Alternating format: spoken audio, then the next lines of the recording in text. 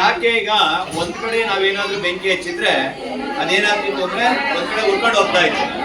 4 ಕಡೆ ಒಂದೇ ಸಲ ನಾವು ಬೆಂಕಿ ಇಟ್ಟ ಸಂದರ್ಭದಲ್ಲಿ ಯಾಕೆ ಮೇಲ್ಗಡೆ ಹೋಯ್ತು ಅಂತ.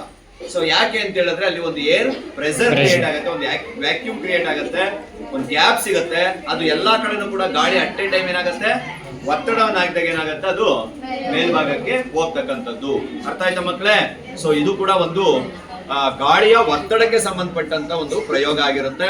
ಸೊ ನಮ್ಮ ಸಾಯಿ ಉತ್ತಮವಾದಂತ ಒಂದು ಪ್ರಯೋಗವನ್ನು ತೋರಿಸಿದ್ದಾನೆ. ಅವನಿಗೆ ಜೋರಾದ ಚಪ್ಪಾಳೆಯೊಂದಿಗೆ ಧನ್ಯವಾದ.